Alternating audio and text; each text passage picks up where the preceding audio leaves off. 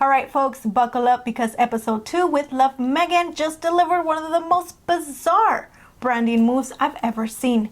Meghan Markle, Meghan Sussex has decided she's rebranding herself as a place. Yes, you heard that right. Forget about family names. Now she wants to be known as Meghan Sussex, which is like me suddenly calling myself Star Texas. At least I live in Texas. She's got zero connection to Sussex anymore. But we'll get into that. Plus, the way this was edited screams PR disaster. And you know what? The real star of this episode wasn't even Meghan. It was Mindy Kaling. Let's get started. Hi, I'm Star Chairs, and here we break down the latest trends, analyze public figures, and uncover lessons every content creator can learn. So the episode begins with Meghan Markle in the garden, and it's a beautiful garden. It's green, it's luscious. The guys in the background did an amazing job creating this scene.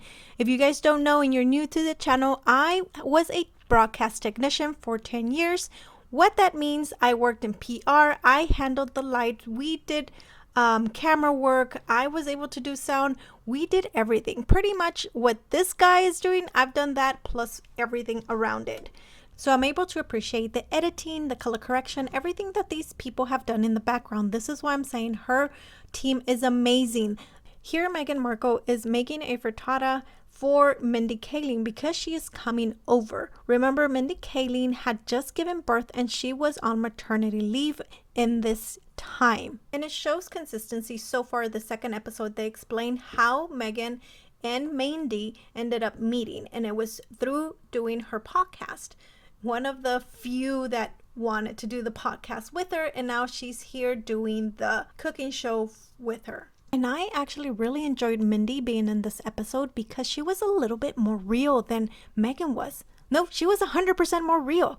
She was talking about the jams that were sent out, the 50 jars.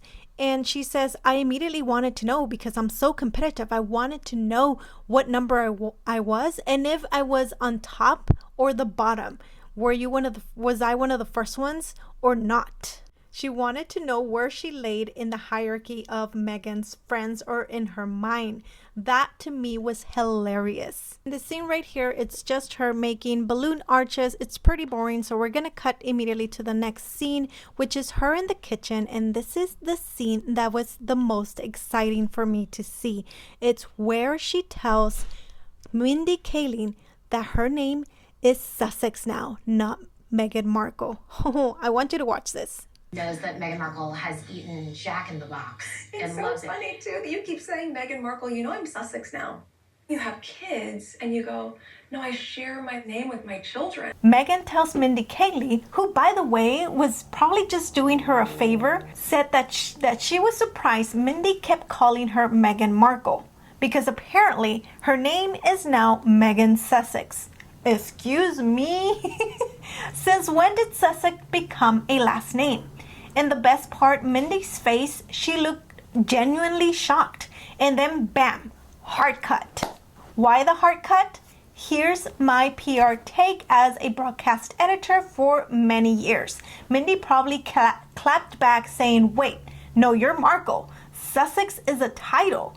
But that response probably got axed in the editing room because let's be real, Meghan didn't have a solid answer. So instead, they cut out straight to Meghan giving some vague sunshine and rainbows explanation about why she's now Meghan Sussex and what's her reason behind it.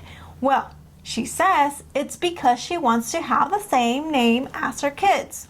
Okay. The mistake number 1 is that she's being inconsistently again with Brandon. This is the woman who made a big deal about keeping her own identity when she married into the royal family. Now suddenly she's ditching the actual last name that is hers, Markle. If you want to build a strong personal brand, rule number 1 is consistency. Meghan has gone from Markle to Duchess of Sussex to Meghan Sussex, or just Meghan on Instagram. It's all over the place. And guess what? That confuses the audience and weakens your credibility. Mistake number 2 is alienating the audience. This name change is a slap in the face to her own history. Meghan Markle is the name that her that made her famous. It's how people know her. Trying to erase that name doesn't just feel desperate. It feels calculated. And let's be honest, it's probably has more to do with her ongoing issues with her family, especially her dad, than anything else. She's cutting out everyone and starting fresh. But newsflash, you can't just rebrand yourself overnight and expect people to go along with it. It doesn't work like that. Now, the next mistake I saw was the optics of entitlement.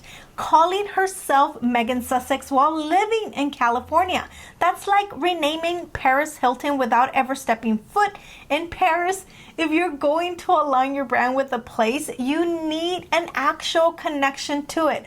Otherwise, it comes off as entitled and out of touch. I cannot stop giggling throughout this because it's hilarious. And the last part was the hard cuts. If you didn't catch it, I'll show you. And it screams PR spin now. Editing start here. I want to show you the hard cut. I want you to look very precisely because as soon as she says, I'm Sussex now, poof, they cut off whatever Mindy says right after that. You cannot miss it, but if you blink, you're going to miss it. So watch very carefully. It's so funny too that you keep saying Meghan Markle, you know I'm Sussex now. You have kids and you go, let's talk about it. The editing, because it was screaming damage control. The scene with Mindy had a clear jump cut, which is a big red flag in PR. That's usually done when something really awkward happens and they don't want the audience to see it. I bet Mindy pushed back on the name change, and instead of showing the natural conversation, the editor scrubbed it clean to keep Meghan's narrative intact.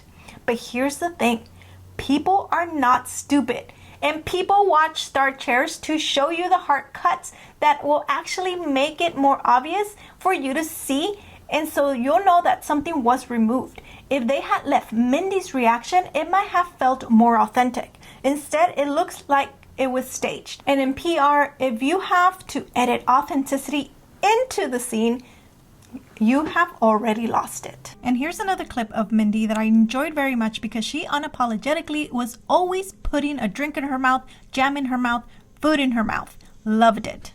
And from there, she went to making gift bags by herself. It was honestly very boring, so I'm just gonna skip through this part and get to the bagel part. That was interesting. Okay, if you didn't catch that, I was totally being sarcastic. No, this was not interesting. All they were making were those ladybugs in baguettes. So this is another reason why Mindy shined, because Meghan says, you know, when you make fruit salad, what we do, we chop it up and put it in a bowl and call it a day. And she's like, no, I don't make fruit salad, but continue. She was just so relatable. All right, so we're almost done, guys. This is the part that we got to see in the trailer where she does a rainbow with fruit, and then Mindy makes herself a glass and she drinks it, and they're starting to walk down the garden, making their way to this beautiful little fantasy Alice in Wonderland garden area. And everything is put out nice and neat, pretty beautiful and perfect. But then Mindy steals the ending because Meghan's like, yes, isn't it beautiful? It's so good. Would you like to try one? Sometimes they feel too pretty to eat, but the goal is to enjoy them. And Mindy goes, not me. Can I have one? And she goes and eats it. I loved it. Honestly, the only reason this was slightly entertaining was because Mindy was part of it. She ended up being the accidental star. Look, I have never been a huge Mindy fan, but I have to admit, she was refreshingly real in this episode next to Meghan. So unlike Meghan, who always tries to present a curated version of herself, Mindy was just herself. And guess what? That worked. Mindy was funny, relatable, and unapologetic about her wealth. When Meghan was making tiny aesthetic looking food, Mindy straight up said, not me, I'll eat anything. That was the realest thing anyone said in the entire episode.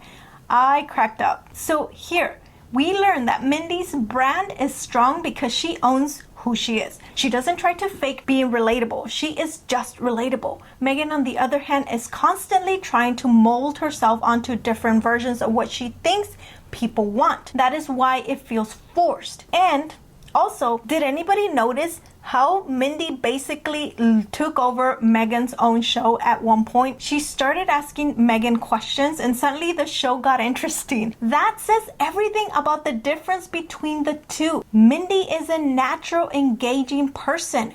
Meghan is trying way too hard, so it does not work for her whatsoever. Meghan's attempt to rebrand herself as Meghan Sussex is a nightmare.